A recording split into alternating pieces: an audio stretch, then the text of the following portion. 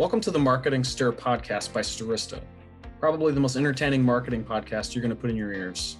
I'm Jared Walls, associate producer and Stirista's creative copy manager. The goal of this podcast is to chat with industry leaders to get their take on the current challenges of the market, but also have a little fun along the way. In this episode, Vincent and Ajay catch up with Doug Kaczmarek, Chief Data Officer at More. He explores his work as a data scientist before it was called being a quote-unquote data scientist. He also discusses Simio Cloud and how the company leverages consumer data for the nonprofit sector. Ajay feels a little more normal, and Vincent is worried about being called interim GM. Give it a listen. Ladies and gentlemen, welcome to an episode of the Marketing Stir. I, of course, am your host, Vincent Petrofessa, the Vice President of B2B Products and Partnerships, Interim GM of Access B2B. That's a funny joke. We'll talk about that later with my co-host, Ajay. But it is so awesome to be here. Stirista, let's get who we are out of the way really quick. We are an identity marketing company. We have our own B2B data, our own B2C data. Companies utilize us to get new customers. Who doesn't want new customers? We also own our own DSP called Adster, so we can execute that media for you. Connected TV, OTT, that's enough of the acronyms. So great to be here. I'm very excited about this episode for a number of reasons. But I'm also excited for my co-host, ladies and gentlemen, San Antonio's own, Mr. Ajay Gupta. What's up, Ajay? Vincent, for the first time on the podcast, I can say it was good seeing you yesterday. I know. Got to, hang with Ajay and a few other people, met new people over a year. You see me all the time. You certainly hear from me all the time. I know you were tired of doing that. So what's more annoying than hearing and seeing me on video? I guess seeing me in person. Yeah, it was just good to have some normalcy back in life, even if I had to see you in person. But, exactly. See, I took one for the team. You did.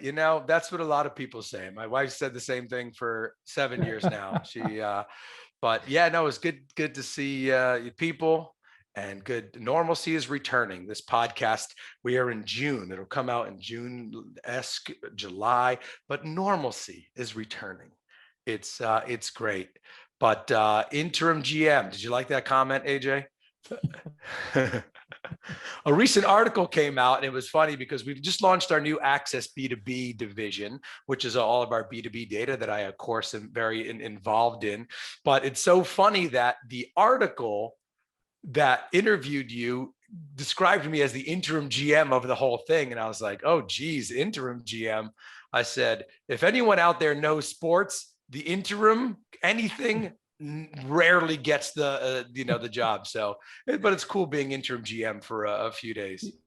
Yeah. Tell you what, you can be GM of podcasts. All right, I'll take it. You see, to make me feel better. That's really, what happens. You CEO, you know me a long time.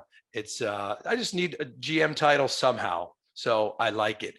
But Ajay, let me tell you why I love this next guest. Let me tell you why this is the first. This is a first for the Marketing Stir. I'll tell you why. This is the first time we've come full circle, not with the same guest, but with the same company.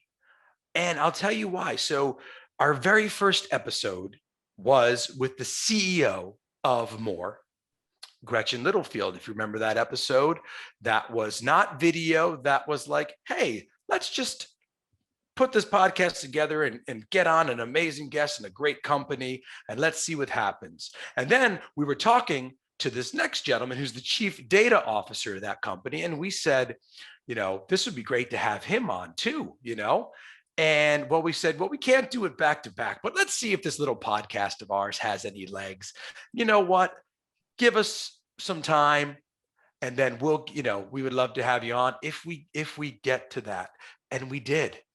We're a person of our word. He's a person of his word as well. And he's on the podcast. He's a friend of Stirista. We like dealing with him. I like dealing with him. Ladies and gentlemen, please welcome to the Marketing Stir, the Chief Data Officer of More, Doug Kaczmarek. What's going on, Doug? Hey, Vincent. Thank you. Very great to be here. Great that I could bring it full circle back to More. I love it. I love it. And it's one of those things, you saw the vision, I guess, Doug. I didn't have the vision. I was like, oh, we're going to do like 6 episodes of this. And then AJ's going to get tired of hearing my voice. And, 78 episodes in. And still, like, we wanted to have you on because you believed in us, but Moore's doing some great things. First of all, what a difference a year makes. Always been doing some great things, but I've seen some great news out there with Simio Cloud, the new division. I'll talk about that with some of the acquisitions that have just been taking place, and just the nonprofit world that you service. So we wanted to get to that, but we just like talking to you in general, Doug. So it is great to have you back here. So for those of the people who don't know you, don't know more, maybe they discovered the podcast later than the first episode, talk to us about More. Talk to us then about your role within More. Sure. So More is a fantastic family of companies that primarily serves the entire nonprofit industry and vertical. Everything from print production and envelope production to agency work, creative work, list planning. We have a brokerage company, media companies that are buying digital media. And then the areas where I'm responsible, CRM and consumer data. So a couple of different companies that are managing databases for clients, doing merge purge work. So that's Aegis Premier Technology, that's Emergent. And then the consumer data company that we built internally is called Simio Cloud, as you referenced it. So those kind of 3 entities that are dealing with data and data at the consumer level in different ways with different products and services to help support nonprofit organizations build their business and build their foundations. Yeah, now more important than ever, a lot of the nonprofits out there working hard to still raise funds. A lot of that landscape has changed. A lot of the in-person, I remember the walks and all that going on. So I'd love it. We'll get to that soon. But I always like to follow up with this question is like, how'd you get into data? Chief data officer. It's one of those very important titles. It's one of those very important roles. But if you go back 10 years ago, Doug, I don't think that title was even around. So tell me about how you got into this business and why data. Sure. Yeah. I mean, it goes all the way back, right? So being very good at math and sciences and all that stuff way back, and all the way back to grad school and getting a master's in applied statistics. And what in the heck am I going to do with this for work, right?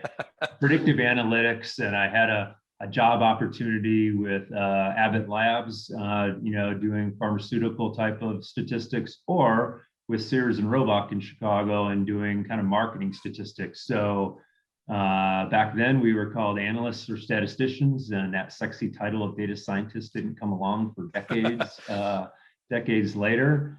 So I've been doing it my whole career since the 90s and started off building predictive solutions to target the Sears credit card customers with either catalogs or offers for credit card protection, or the pet club or the Allstate Motor Club, all that kind of great stuff back in the day.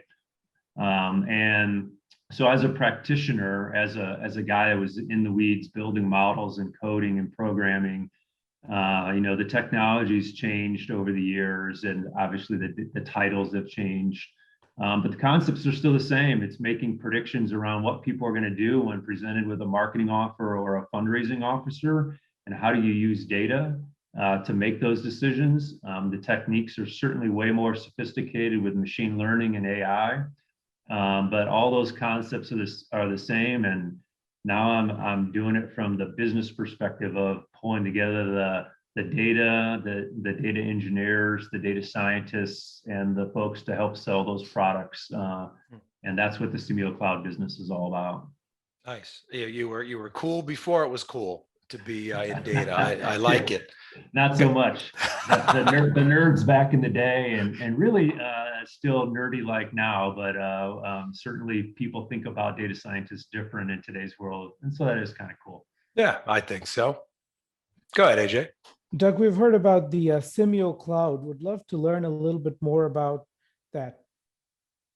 Sure. So Simio Cloud, we started the business about a year and a half ago. And at first we were just internally focused. One of the great things, you mentioned Gretchen Littlefield when she came on as CEO of More. So many of these great companies within More, but they weren't connected with data and they weren't connected with data science. And so the vision was to build an internal data company where we could kind of utilize data and data science across those business units more effectively. So we started that company with exactly that vision. How do we use consumer data, whether it's just appending raw data like email addresses and phone numbers and demographics to a nonprofit organization's data file that we manage for them or that our agency does work for them, so that they can build better creative, do better targeting. So Simio Cloud was all about that internal usage first. How do we get our agencies more empowered with data? How can we leverage data into our print shops more effectively? And then over time, as we licensed more data and we started thinking about it a little bit more, we decided to go more public with it. And last fall, we launched a product called Simio Audience, which is a cooperative database product that can be consumed by the industry directly to Simio Cloud, as well as our internal sister clients can use it as well, of course. So how do we help organizations grow their donor base by acquiring new donors using predictive modeling? That's the big first product. And then the next big product is what we call Simio Journey, which is now that you got a donor, how can you make better decisions? How can you identify those donors on your file that might give you a major gift or become a sustainer and sign up for that credit card gift once a month for $50 or $100? So all of the movement kind of through the value pyramid, if you will, that's what Simio Journey and that's what Simio Audience is all about. And Doug, how did the pandemic affect the many nonprofit organizations that you guys work with, and how have they been utilizing More during this time? Yeah, it's been super interesting, right? So when we were coming up to speed with a lot of our products and services, the pandemic hit. From a modeling and data point of view, I mean, there's just been widespread kind of impact across the organizations that we serve. Some in very negative ways. Vincent mentioned earlier, like the walks and fun runs and stuff like that. When face-to-face stuff finished, a lot of organizations were impacted dramatically, and they had to scramble to figure out how they were going to raise money to keep the organization going. And so for some of our business units, that translated directly into more work. So I didn't mention earlier, but we do media buying and strategy planning for donor television. And more people are sitting at home watching TV during the pandemic. And that business unit really took off. A lot of our organizations suddenly were redirecting, marketing funds from walks to television. Same with direct mail, much more direct mail. And then if you break it down by sector, if you think about the food banks and the rescue missions, they certainly had a huge role to play in helping America over the last year and a half, kind of deal with major issues for people. So they saw a real big uptick in charitable giving via direct mail and other channels, and we were there to help them do that. And then certain other organizations suffered as well in different ways. So almost on a client-by-client basis in our day-to-day work, we have to break it down and understand how can we use our products and services to best help them. Here's just one quick example. It's almost like we're doing twice the work with predictive models now, because we need to understand who are these donors that are new to the market, if you will. And if we build a predictive model using the more recent data, are we seeing the pandemic effect? And if we build a model using data prior to the pandemic, is it different? So we're almost building two different solutions for each client to understand, was that client impacted in a unique way by the pandemic, or is it more of a business as usual? And the answer is different client to client. We are seeing major differences for some folks and not for others. Now, Doug, we talked to some companies that during the pandemic, digital transformation they focused on, and that was a big thing for them. And that particular companies that we had on the podcast were able to help these businesses that didn't normally do that. Did you see that at more as well with predictive modeling? A lot of, like you said, a lot of these fundraising companies, nonprofit organizations, like, hey, we need to do something different. Was there some digital transformation involved? Was there some more predictive modeling come up because of it? Yeah, I think so in a number of different ways. And I think with the pandemic, I think there's a lot of new donors in the marketplace. A lot of them are younger. A lot of them are more likely to transact online. So they may have been impacted by an offline type of solicitation, something in direct mail. But instead of filling out a reply device and mailing a check, they don't even know what checks are. They're going to go to the website and they're going to donate. And then you got the classic kind of attribution types of issues. They're not going to put in the source code from a mail piece online. They're just going to make the donation. So we've been seeing an uptick in work and just understanding the cross-channel communications and matchbacks and attribution, and trying to help make better decisions for organizations. How do all the channels work together? How does direct mail work with things they might be doing in social media or in display advertising, or as I mentioned, in the donor TV type of work? So I don't think it's unique new things. I think it's a continuation of what we've been doing all along, which is just help people measure effectively and market efficiently across all the channels. During this time, I admittedly didn't know a ton about a lot of the nonprofits out there that dealt with diversity.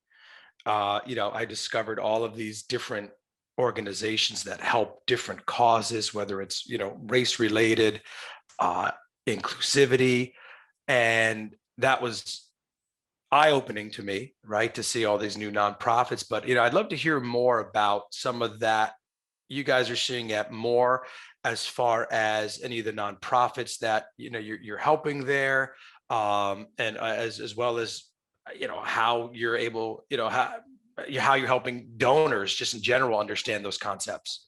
Yeah, sure. It's definitely a big topic, right? A big topic in the world over the last few years, as it should be. And as the data nerd, I always attack everything from the data side and see how we can make a difference. But first and foremost, as an organization, more we are addressing it internally around how we address DEI. But from a data perspective, a consumer database like Simio Cloud can really help organizations understand, as their missions are, hey, we should understand the communities for which we serve. Does our donor base match the community that we're serving or not? And what can we do differently? So we have all the data down to the individual level to kind of break it down and build predictive models to help organizations get younger, find younger donors, to find the racial mix that they're looking for, all those types of things. We can literally understand what are the proportions of different populations exist within their donor file, and what can we do from a predictive modeling point of view to help them obtain certain goals, or just report on it and give them more business intelligence around it. All of those types of kind of issues. And I also just think it's interesting because it's kind of the foundation of what Simio Cloud was. The traditional data company model was you get cooperative data, you get all the donors thrown into one pot from a bunch of different organizations, and then you build models. Well, we started with the entire country. We started with licensed data on every adult American.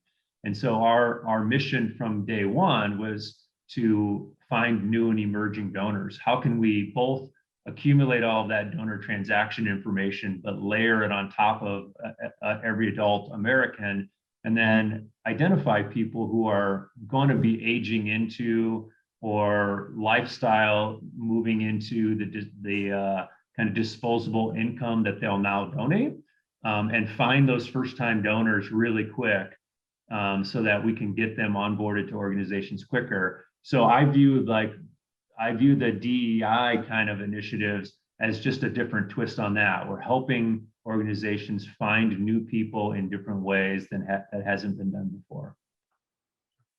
Doug, Moore DM consists of quite a few companies all under the Moore umbrella. So how does that play into the data strategy for individual companies? Are you the point person for data across all of the companies within Moore?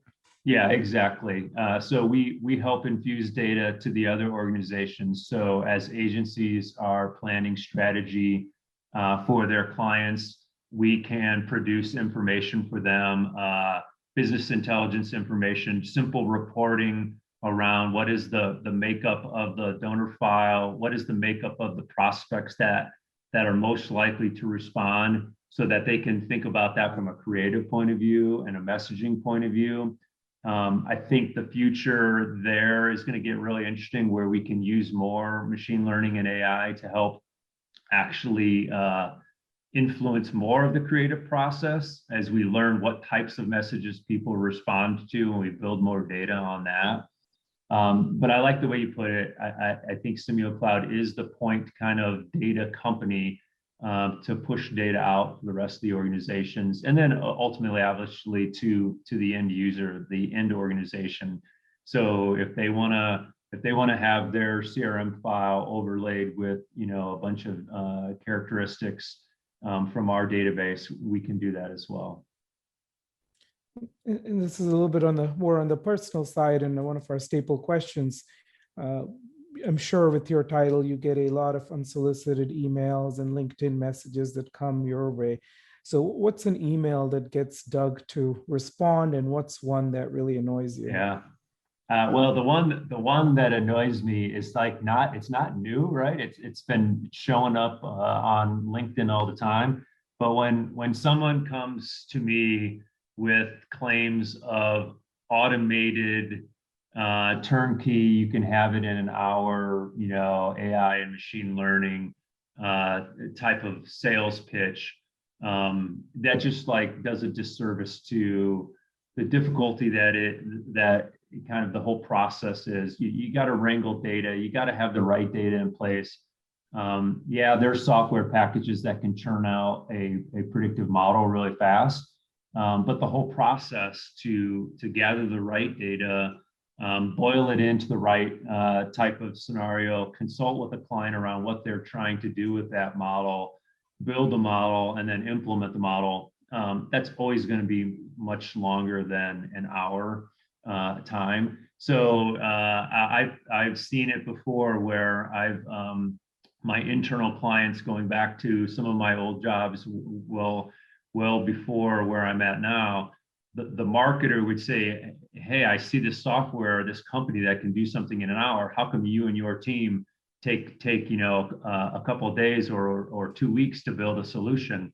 And that's because they're not seeing the difficulty it is to wrangle data, build a process, and do implementation. So it's very effective in selling, but for someone who's been in the weeds doing very much applied kind of analytics, it gets annoying. That the topic of marketing to marketers is always a very interesting thing. And so that's what I do for a living. I'm often marketing my services to other people who are doing marketing. But it can get annoying when people oversimplify the process of what data science is all about. Yeah, that's definitely a new one, because a lot of times, yeah, that's more of an in-depth answer. A lot of times, well, you need to get my name right. You need to, think of the simple things, right? Yeah. And it's, oh, I really care through this time. Well, really, I get, if you really cared, you would have reached out to me months ago. It's like that blanket message that I always hate. And so, Doug, talk to me about, now, this is one of those larger questions where it's all right, you've been involved in data at least 15 years, 20 years. What's changed the most, you think, on how companies are utilizing data, say from your days at Sears till now?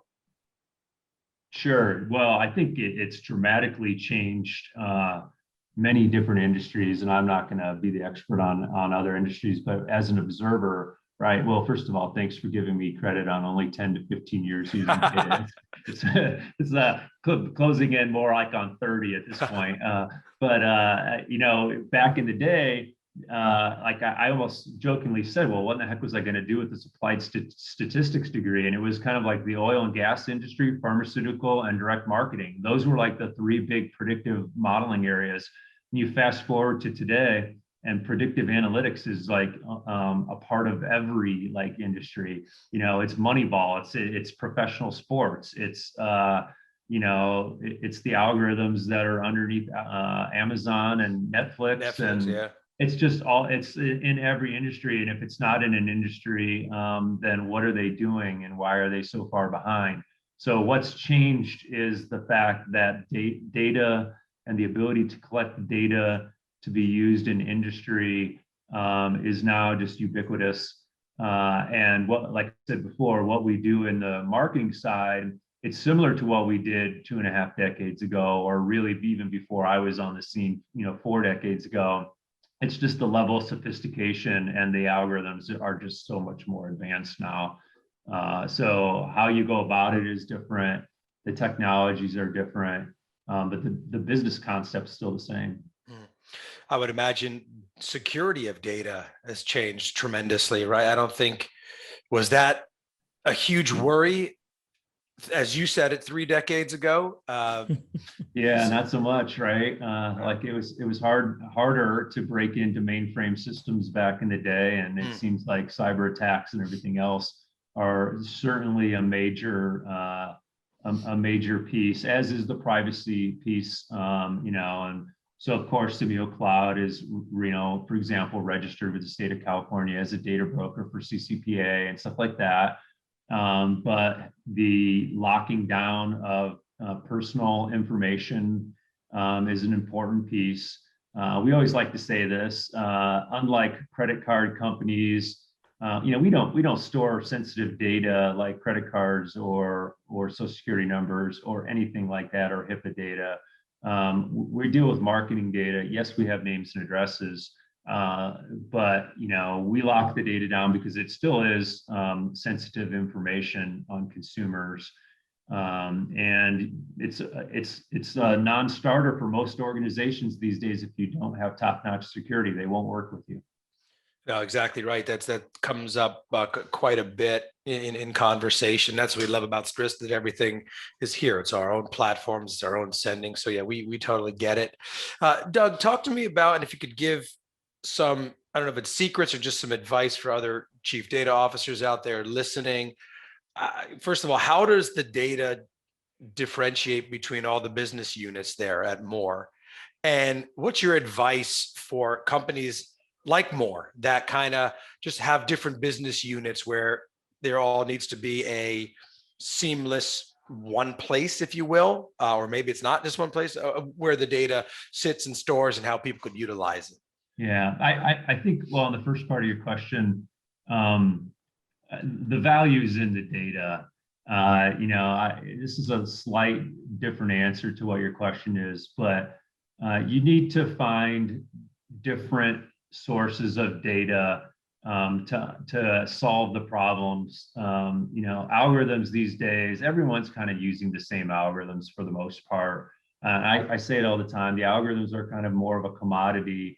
You know, if people say they have machine learning and AI, that's great. Everyone's kind of doing very similar things, but you get more juice and you solve the problem better by having unique data sources. And so finding companies like Stirista and others to kind of pull together your data set and find where publicly available data is out there and piecing it all together to have, I would almost say, like more chances to win. Putting more data into your algorithms gives you more opportunity to find those predictive elements that are going to solve the problem for you. So there is information that you can literally find that's free and publicly available. Whether it's information at the geography level, the zip code level, old census data, but newer information that you can aggregate, and then information that you can layer on top of individuals to make predictions.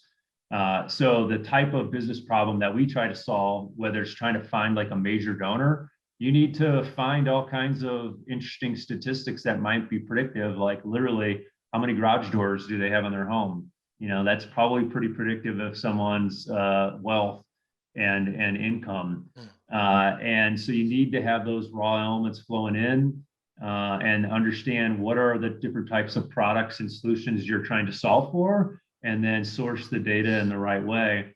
And if you've never lived the data, kind of like I have, and you're a chief data officer, you should definitely find someone as the strong right hand that has lived in the data, that can suss out, frankly, from the data sales point of view, what's real about the data and what's not real about the data. I think early on, Vincent, when we were talking, I was grilling you on, well, what is it really that Stirista is offering, right? What is the data? Send me the data layout. I want to see it. Yeah, it's and that's one thing about, and then we appreciate the kind words about Stirista there, Doug. But yeah, that's one of the things is, oh, here it is. This is what we have, right? I think we pride ourselves on just being honest company. Our CEO there is speaks out on many fraud, anti-fraud panels there, and yeah, you have to. It's there because security is such a big thing. Because look, there's other data companies out there, right? Like you said, it's data is a commodity, right? It's out there, but I think it's the way that you present it, the way that it's just showing the kimono. I think honesty is the best way. Transparency. Yes, yeah, Doug, definitely. like you, I like to get into the data side, and it helps to have a background with databases to actually see what it looks like, what it feels like. So kind of question for you what does your tech stack look like? Is there preferred software that you use for database management as well as for analytics? Sure. Yeah, we are using Snowflake today in Microsoft Azure as kind of like the core database. We're coding and building a lot of our own applications using Python on the data science side to do our predictive analytics. The Snowflake technology, is wonderful in terms of ingesting new data files, getting those new data files into the table immediately and available for use within hours. When we're talking about moving, millions of records around. And so it's not like traditional data companies in that you got to load data into certain tables and then you got to have separate processes to sweep to create kind of like a unified view of consumers.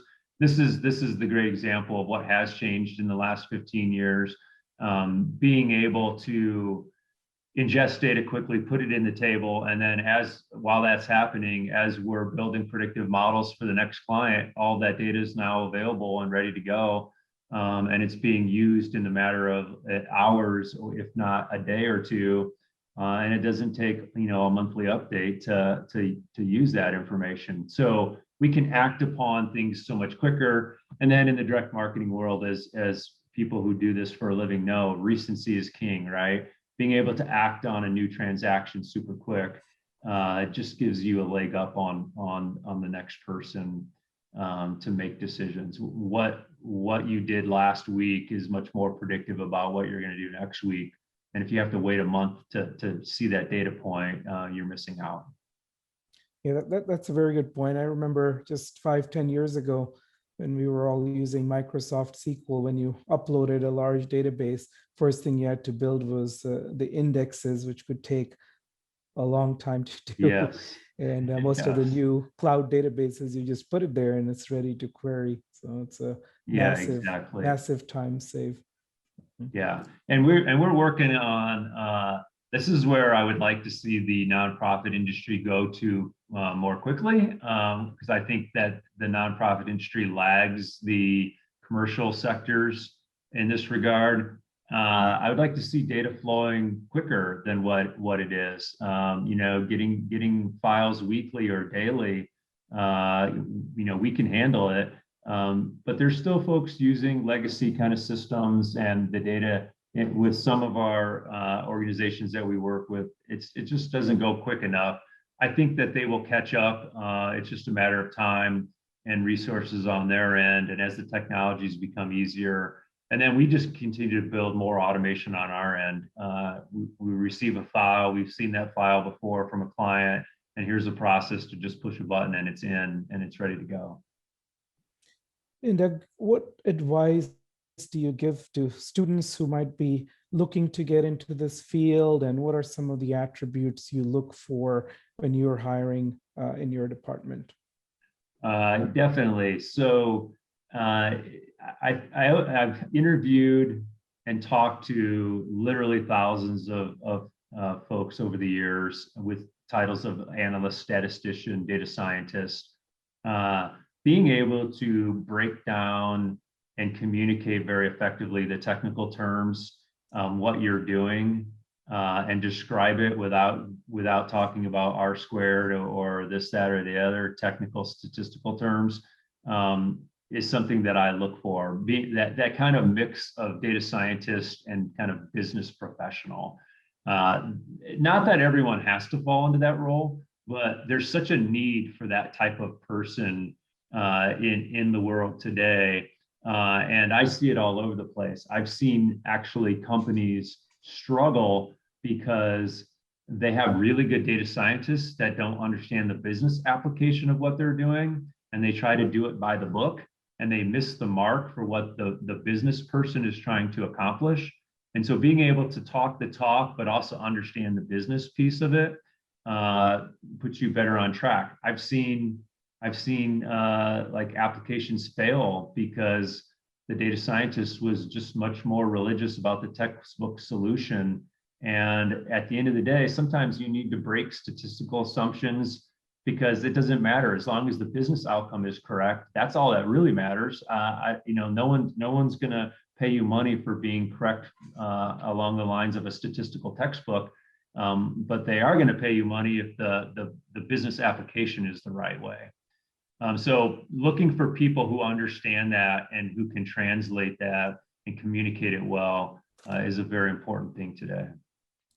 And I think you do that very well as a chief data officer, right? I feel like you could go on business calls. You could be, pitching this, and you could be on the sales calls with it. That's, I don't know. I don't want to say this about all, chief data officers, but, I've talked to some where they're not always as get that savvy that you said, right? As far as the business terms, the marketing terms, sales terms, especially all that language. So you're saying kind of be versatile in that sense. Yeah, for sure. And I definitely, maybe this is probably an unfair answer I gave you, Ajay, because that's what I've modeled my own career after, right? So I was in the weeds doing the analytics stuff, but I made a career out of being able to explain things.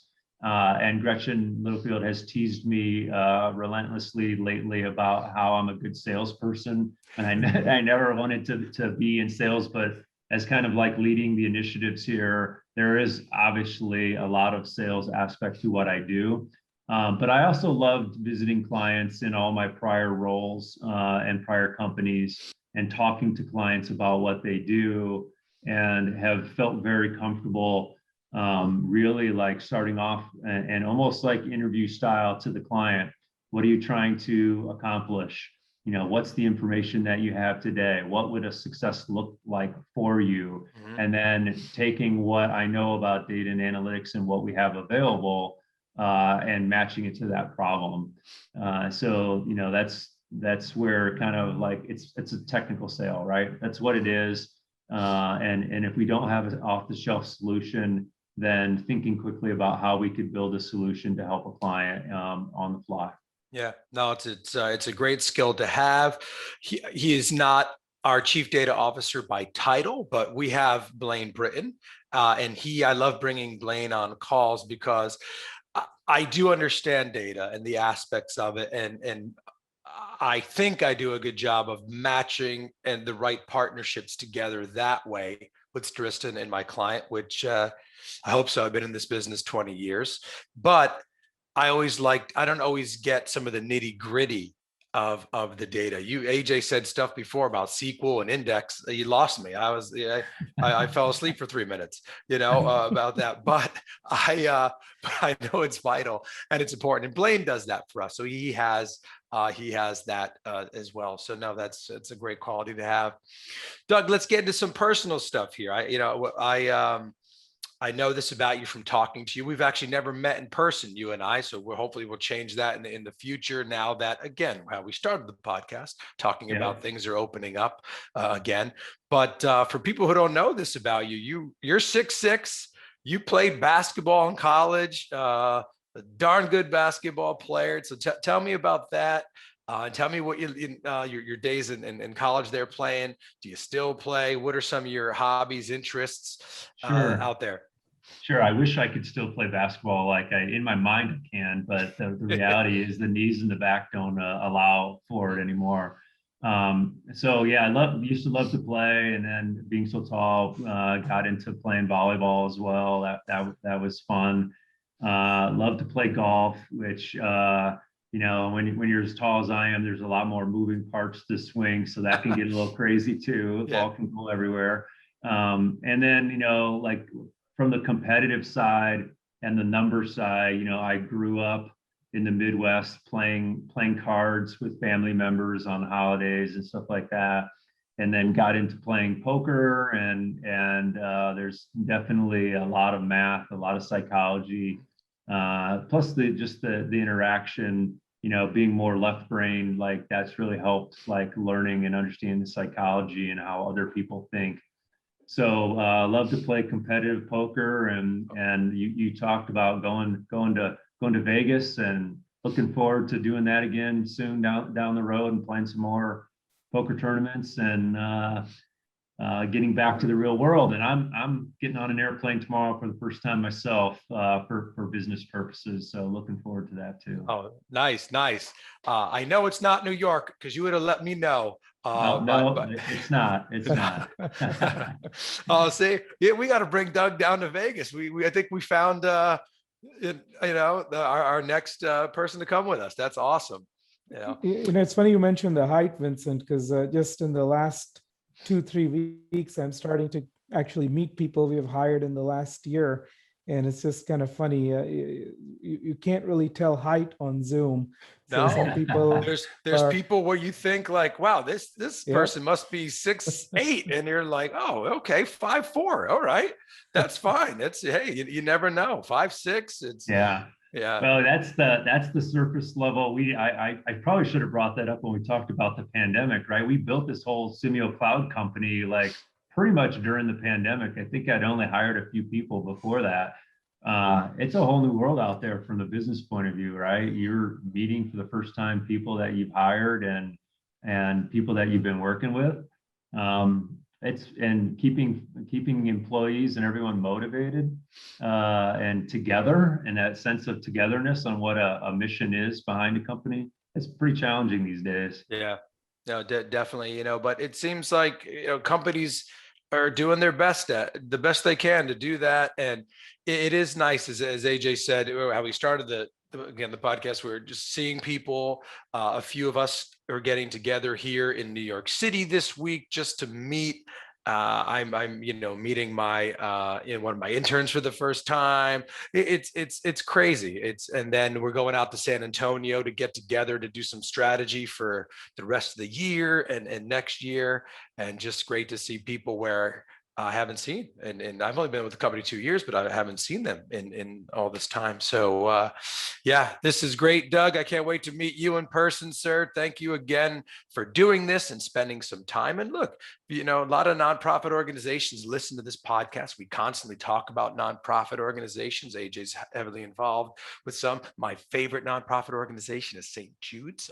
I am an avid donor to St. Jude's. So, and I know, so if you're listening, Simio Cloud, more, reach out to Doug Kaczmarek. Doug, this has been a pleasure. That's Doug Kaczmarek, the Chief Data Officer of More. I'm Vincent Petrofessa. That's Ajay Gupta. Can't get enough of him. See him next week as well. This has been another episode of the Marketing Stir. Thanks and have a great day. Thanks for listening to the Marketing Stir podcast by Stirista. Please like, rate, and subscribe. If you're interested in being a guest on the podcast, email us at themarketingstir@stirista.com. And thanks for listening.